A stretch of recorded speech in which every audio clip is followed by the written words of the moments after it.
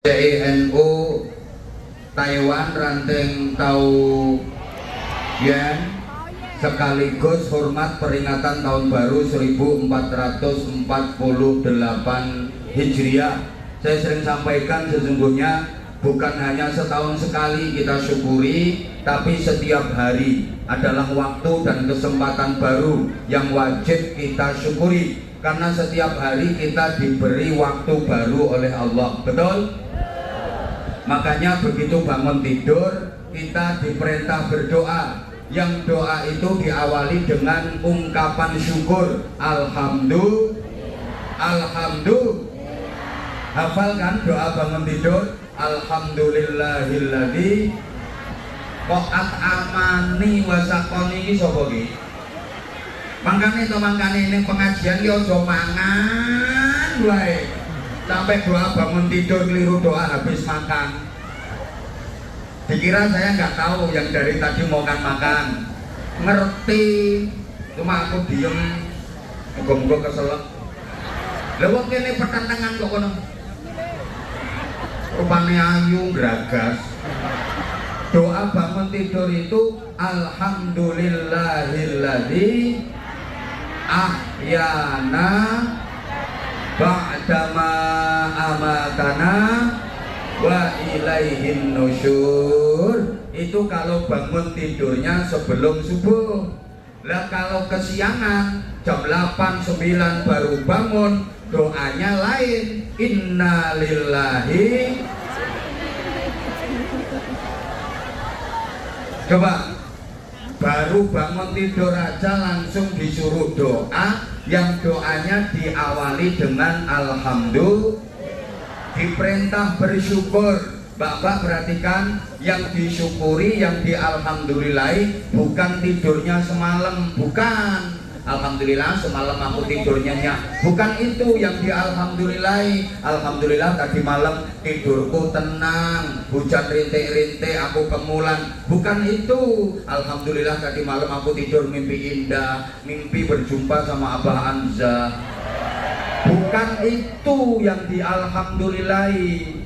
Kalau tidur itu hanya untuk kebutuhan istirahat, supaya badannya tetap sehat, kuat melakukan tugas, baik tugas kepada Allah, hablum minallah, jalur ritual, maupun tugas terhadap sesama manusia, hablum minannas, jalur sosial. Di luar kebutuhan istirahat, tidur itu nggak ada nilainya. Orang tidur itu nilainya nol, selain untuk kebutuhan istirahat. Allahumma sholli ala Muhammad. Tidur itu buang-buang umur. Maaf, makanya asline wong turu kuwi ora urip ora mati. Diarani urip kok gak nyapa-nyapa, diarani mati kok isih ngentekne apa-apa. Mulane wong turu kuwi la yamutu wala yahya, tidak bermutu ngentekne biaya. Halo? Kalau Imam Ghazali menyatakan an-naumu syibhul maut, tidur itu mirip dengan mati. Turu kuwi mirip karo mati. Mulane nek ana wong urip kok mek turu tandane wis kesusu. Tolong Mbak, kalau sebelahnya sampean ada yang ngantuk, saya minta tolong bener jongkrokne pisan. Tuh loh pakai batu ada fotonya saya ngantuk wong. Kenapa harus dijongkrok nih? Wong ngantuk turu kuwi nulari. Ndak percaya? Sampean ki melek beber terus sampean lungguh sandinge wong ngantuk titenono ora suwe engko sampean ra ngapa. Halo? Jadi yang dialhamdulillahi bukan tidurnya. Lantas apanya yang dialhamdulillahi? Kok bangun tidur doanya alhamdulillah? Yang dialhamdulillahi itu alladzi ahyana, diberi kesempatan hidup oleh Allah. Karena waktu itu mahal. Al-waktu kasayf, waktu itu seperti pedang. Halo? dia sangat bermanfaat bagi pemiliknya. Kalau digunakan dengan baik bisa menjadi senjata, bisa menjadi alat perlindungan diri. Tapi kalau sembrana, sembrono itu bahasa Indonesianya apa? Ya sembrana, alah wis kadung, dia akan melukai pemiliknya sendiri. Maka orang sukses itu adalah orang yang pandai menggunakan waktu dan kesempatan hidupnya dengan baik.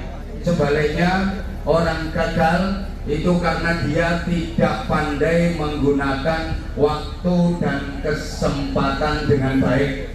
Apalagi waktu hidup di dunia ini tidak digunakan sebaik-baiknya, keburu mati. Itu penyesalan terbesar. Hidup disia-siakan, keburu mati. Maka biar nggak terlalu molor waktunya, saya tadi dipesan panitia, Abah durasi ceramahnya 30 menit saja. Ya salahkan panitianya, jangan salahkan saya. Perjalanan 5 jam, Masya Allah. Ya, jauh saya malah dari Bojonegoro. Ini sayang, oke dengerin, oke nggak apa-apa, nanti tak tambah durasinya. Kalau permintaan panitia setengah jam saja, saya tambah 1,5 jam jadi 2 jam. Asal sampean tetap semangat. Dan saya semangat ngajinya sampai 2 jam, tapi sampeannya nanti keluyur pulang. Dan saya ceramah di sini sendirian juga berani. Harus ada temennya, oke? Oke, peringatan tahun baru Hijriah ini mengingatkan kita pada peristiwa sejarah hijrahnya Rasulullah Shallallahu Alaihi Wasallam. Loh, gak nyaut. Oke, nanti kita ambil hikmahnya. Hijrah itu ada 2, ada hijrah makaniyah, ada hijrah maknawiyah. 1 hijrah apa? Makaniyah. 1 hijrah apa? Maknawiyah. Gak nyangka saya ternyata cerdas orangnya.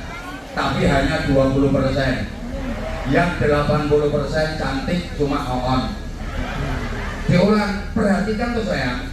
Hijrah itu ada 2. 1 disebut hijrah makaniyah, yang kedua disebut hijrah maknawiyah. Diulang, 1 disebut hijrah makaniyah, yang kedua disebut hijrah maknawiyah. Diingat-ingat, siapa tahu nanti jadi pertanyaan. Yang bisa jawab dapat hadiah sarung cap. Hijrah makaniyah itu hijrah dalam artian berpindah. Karena hijrah makaniyah itu hijrah tempat, seperti yang dilakukan Rasulullah, berpindah dari Makkah menuju Madinah. Termasuk yang sampean lakukan, berpindah dari Indonesia menuju Taiwan. Ini juga hijrah makaniyah. Hijrah dalam artian berpindah.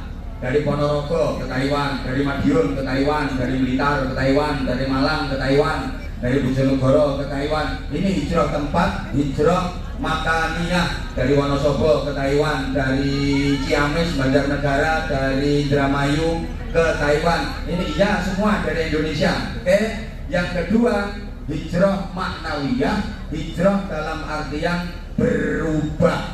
Apa Mbak? Berubah. Artinya meninggalkan yang negatif menuju yang positif, meninggalkan yang buruk menuju yang baik, meninggalkan yang salah menuju yang baik. Ini hijrah dalam artian berubah. Syaratnya 1, ada yang ditinggalkan. 2, ada yang dituju. Itu hijrah. Ada yang ditinggalkan tapi nggak ada yang dituju, bukan hijrah namanya, tapi minggat. Nah iya, ada yang ditinggalkan tapi nggak ada yang dituju. 7 meninggalkan rumah tapi tujuannya nggak jelas, namanya apa? Minggat. Ada yang dituju tapi nggak ada yang ditinggalkan, orang dia nggak kemana-mana tapi tujuan pikirannya melayang kemana-mana, namanya ngelamun. Pikirannya tekan Medina, tekan Mekah, padahal medongkrong ning WC karo ngeden-ngeden. Wis paham mbok ora? Oke, berikutnya kita diingatkan pada 3 terminal penting yang dijalani Rasulullah sebagai isyarat adanya 3 peristiwa penting yang pasti dijalani oleh semua manusia. Ini makna perjalanan hidup yang sempurna yang bisa kita petik dari peristiwa hijrahnya Rasulullah Shallallahu Alaihi Wasallam. Saya ulang, kita diingatkan pada 3 terminal penting yang dijalani Rasulullah selama hijrah. Ini menjadi simbol, lambang dan isyarat adanya 3 peristiwa penting yang pasti dijalani oleh semua manusia. Para jamaah, 3 terminal penting yang dijalani Nabi itu adalah 1. Makkah sebagai terminal keberangkatan. Rasulullah berangkat menjalani hijrah dari kota Makkah. Makanya Makkah ini sebagai terminal keberangkatan. Ini menjadi simbol, lambang dan isyarat adanya kelahiran. Semua manusia menjalani kehidupan dunia ini berangkat dari peristiwa kelahiran. Yang hadir di sini semuanya pernah mengalami kelahiran, betul? Apa ada yang meletek teko watu? Hah? Atau tiba-tiba jatuh gedabok dari langit? Semuanya melalui proses kelahiran. Mekah, terminal keberangkatan, isyarat adanya kelahiran. Kita berangkat menjalani kehidupan dunia dari kelahiran. Yang kedua, dalam perjalanan itu Rasulullah sempat singgah untuk menghindari kejaran orang-orang kafir Quraisy yang akan membunuhnya.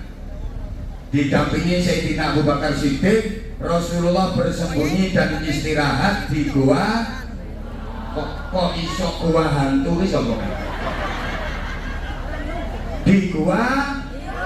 Kok gua Hiro? Gua Hiro itu gua untuk menerima wahyu pertama kali, sekaligus sebagai SK kenabian. Itu gua Hiro sayang. Tapi gua yang dijadikan tempat persembunyian Rasulullah dalam perjalanan hijrah untuk menghindari kejaran orang-orang kafir itu namanya gua Sur. Ayu-ayu on. Ngono dibilang on marah. Padahal aslinya ya zaman itu aneh. Kalau sejarahnya Nabi tidak hafal, tapi kalau drakor, daracin kok hafal semua.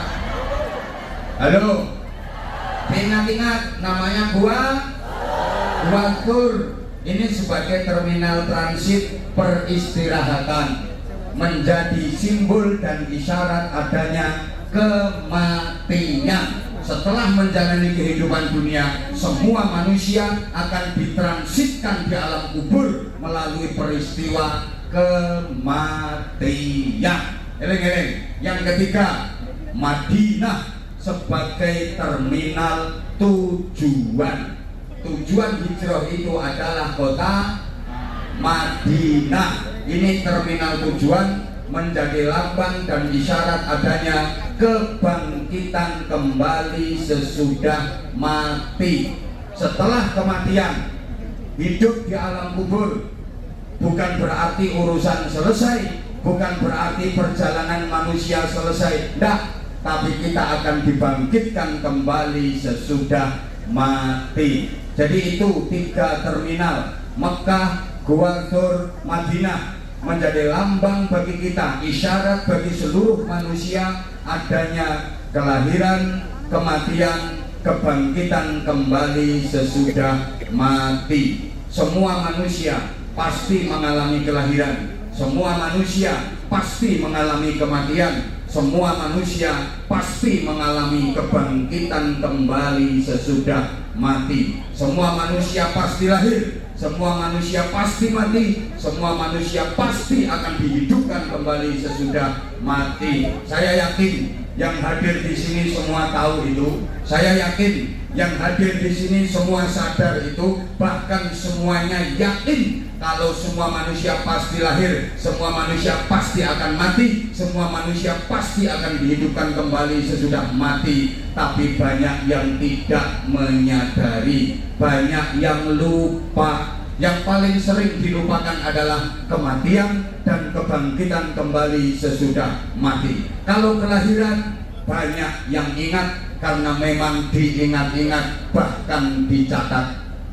Nek kelahiran akeh sing eling, pancene yo dieling, eling didadekno pepeling. Tapi mati banyak yang tidak menyadari.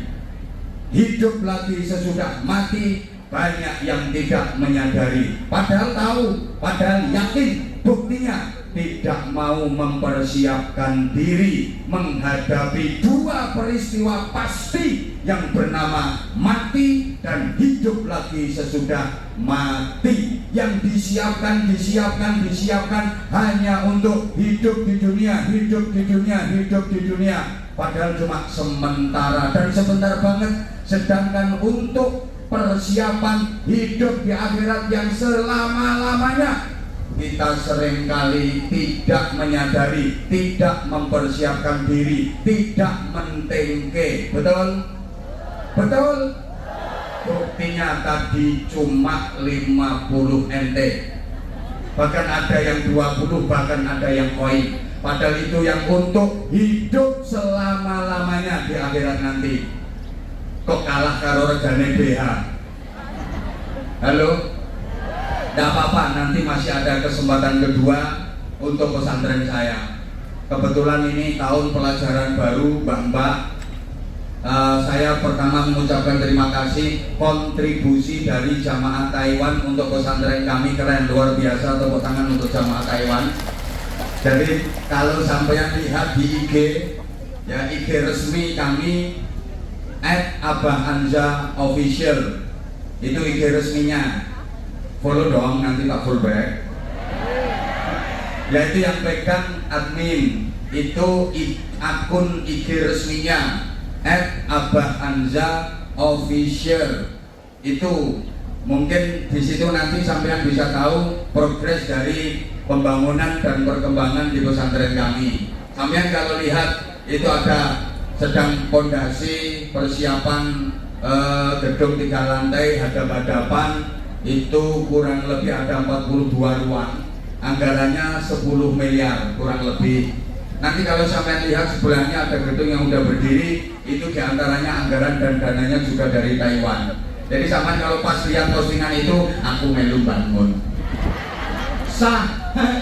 Iya 10 NT sah. Dan saya sangat senang sekali, alhamdulillah, kalau ada dulur-dulur yang kerja di Taiwan pas pulang ke Indonesia, silakan silaturahim ke pesantren kami, silakan cross check ke pesantren kami, apakah benar di tempat kami ini santri biaya semuanya gratis, semua kitab yang digunakan untuk mereka belajar itu gratis. Silakan ditanyakan ke santri-santri daripada saya sendiri yang ngocek. Apakah sudah dari dulu ada MBG mangan bareng gratis?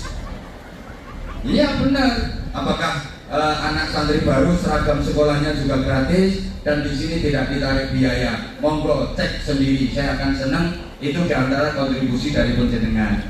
Nanti ada kesempatan yang tadi baru 10 NT itu loh, dengar-dengar itu loh orangnya.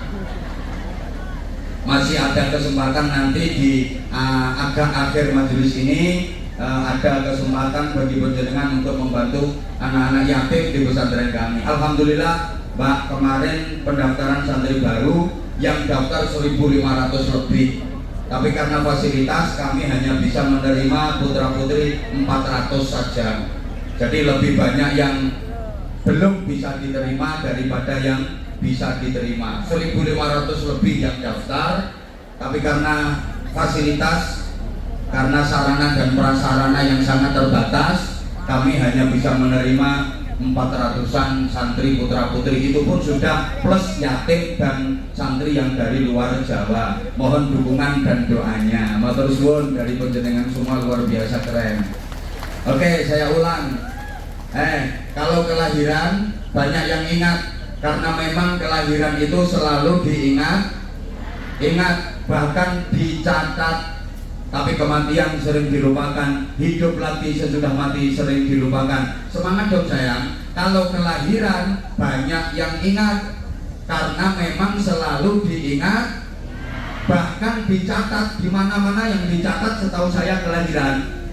Di ijazah yang dicatat kelahiran, yang jawab kelahiran. Tak doakan panjang umur, mudah-mudahan tambah barokah, semua usahanya dilancarkan, semua urusannya dimudahkan.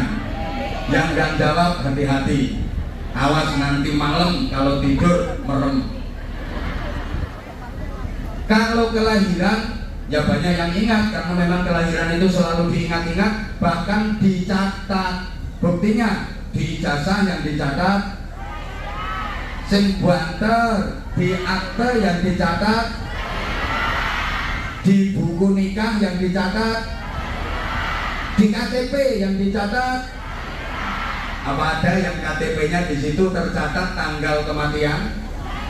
Mesti kelahiran. Di SIM yang dicatat, di paspor yang dicatat, di mana-mana yang dicatat. Makanya kelahiran selalu diingat. Bahkan kalau orang tua dulu kelahiran itu pakai diselametin, selamatan weton kelahiran, betul? Nah sekarang udah nggak begitu usung, ganti ulang tahun sekarang. Sampai neng Taiwan aja ulang tahun kok, betul? Nah kalau ulang tahunnya kayak gini aku seneng. Tumpengan itu bernilai sedekah, diisi sholawat, zikir, doa, tolak bala, ungkapan syukur karena diberi waktu dan kesempatan hidup digunakan dengan sebaik-baiknya. Ini benar, diisi pengajian, diisi doa, zikir, sholawat. Kadang-kadang kan enggak, cuma pakai kuetar, terus dincop-ncopi lilin, dikasih angka berapa sesuai dengan umurnya, terus panjang umurnya. Coba dipikir, umurnya kalong kok panjang. Halo? Ya Allah, kadang bahasa Inggris anak sekarang, happy birthday to you, happy birthday to you, happy birthday, happy birthday, happy birthday to you. Rame ning balik, mbake turu ning jero kamar tangi cerekal ngamuk-ngamuk. Ora ngajar, wong tuwek dibedes-bedes no. Kali krungu ning mbake kan iki bedes turu.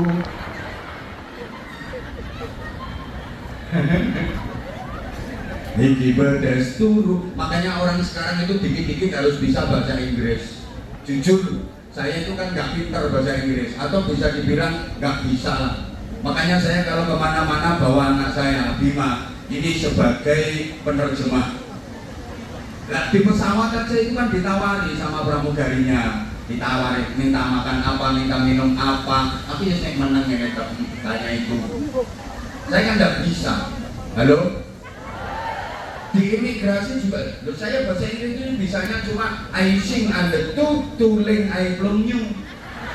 I sing under two, aku ngising ning dhuwur waktu. Tuling I belum new, aku golek aku kecemplung banyu. Nah iya itu I sing under two, tuling I belum new. Saya bisanya cuma yes sama no. Pokoknya gratis yes, bayar no. Yes you. Sekarang orang itu harus bisa bahasa Inggris. Gini ya, nanti kalaupun sama udah pulang ke Indonesia, tidak menutup kemungkinan zamannya global, Pak, globalisasi. Produk-produk barang yang beredar di pasaran itu semua pakai bahasa Inggris. Nah kalau nggak ngerti, nanti nggak bisa membedakan barang.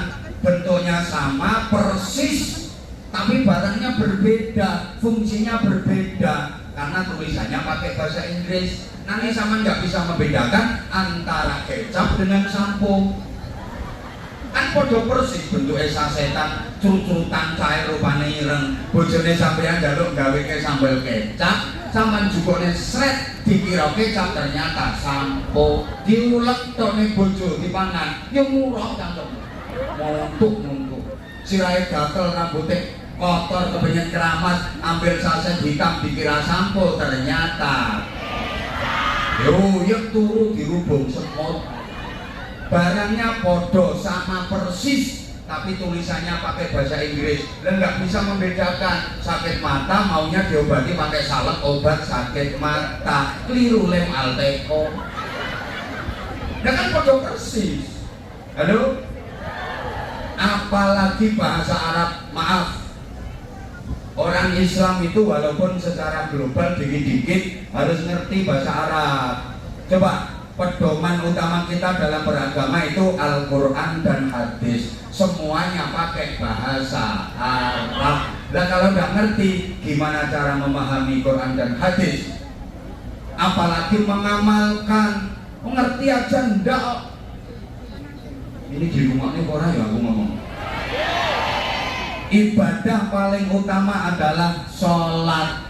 Itu mulai pertama niat bareng takbiratul ihram sampai terakhir salam semuanya bahasa Arab. Karena memang sholat kan nggak boleh pakai bahasa lain, nggak boleh diterjemah. Mulai pertama niat bareng takbiratul ihram Allahu Akbar sampai terakhir salam Assalamualaikum warahmatullah Assalamualaikum warahmatullah. Itu wajib bahasa Arab, nggak boleh pakai bahasa lain karena memang sholat nggak boleh diterjemah. Nah kalau diterjemah kacau, sholat jamaah di masjid imamnya pakai bahasa Indonesia Allah Maha Besar. Ini makmum yang orang Betawi Jakarta kan Allah gede banget. Kena makmum tonggoku wong Bojonegoro Gusti Allah kaudi. Awak Medion Ponorogo kae Gusti Allah gederan. Sing lucu Madura Allah Maha Jeraja tak iya. Ana tak iya di barang. Kenapa sholat nggak bisa khusyuk, nggak bisa khudu? Hatinya nggak bisa hudur karena nggak ngerti zikir dan doa yang dibaca selama sholat itu artinya apa. Para jamaah rahimakumullah, di antara cara supaya sholat kita hudur, khusyuk itu sambil merenung zikir dan doa yang dibaca dalam setiap gerakan sholat itu artinya apa supaya pikirannya nggak belayang. Halo? Ya Allah. Ini sampean lagi baca kabira walhamdulillahi katsira wa subhanallahi bukratan wa asyira. Itu artinya apa? Nanti pas la syarika lahu wa bidzalika umirtu ana minal muslimin. Artinya apa? Jadi pikiranmu ora kok pas perurung kecekel tangan. Allahu Akbar. Majikan yo pelit.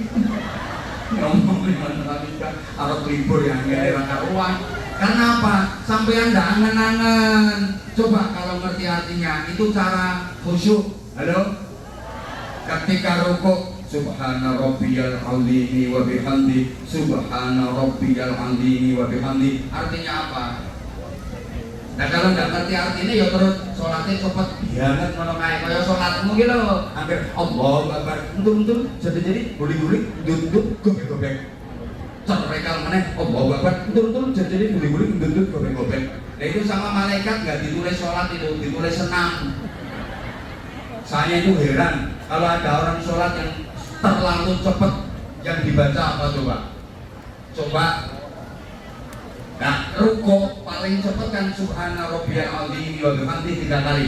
Tak praktekno ya, sampean bisa mengukur seberapa cepat. Saya ini termasuk lambenya paling cerewet guys. Kalau paling cepat rukuk Allahu Akbar subhanallah ini paling cepat baru sampai Allah liman hamidah. Dan yang sholatnya tul balik paling dia lagi Allahu Akbar jentik sujud yang nyosok ya jentik sholatnya moto supi lo manut imam sopo gue paham tuh orang Lah karena nggak ngerti yang dibaca dalam sholat itu artinya apa. Halo? Yo melu gaya melu muslimatan pas tahlilan kae wa'fu anna waghfir lana warhamna wa'fu anna waghfir. Itu sampean kalau tahu artinya wa'fu anna, ya Allah ampuni semua dosa-dosaku lahir batin, waghfir lana, semua dosa-dosa kami, bukan hanya dosaku, dosa orang tuaku, keluargaku, seluruh jamaah yang ikut tahlilan ini, ampuni semua dosanya, warhamna, berikan rahmatmu, berikan kasih sayangmu. Ya nangis kok wa'fu anna waghfir lana warhamna. Sama orang kok kalau rasa-rasa wa'fu anna waghfir lana warhamna. Saiki orang melo. Bocah biasanya kok melo, saiki orang melo. Mateng kok piye? Wa'fu anna waghfir. Mateng karo sapa? Lah kabare ning omah jarene duwe bojo to. Wa'fu anna waghfir. Lah ngomongnya kok iso mateng? Waghfir lana. Ada enggak yang kayak gitu? Ada. Orangnya duduknya pokok sikile selonjor.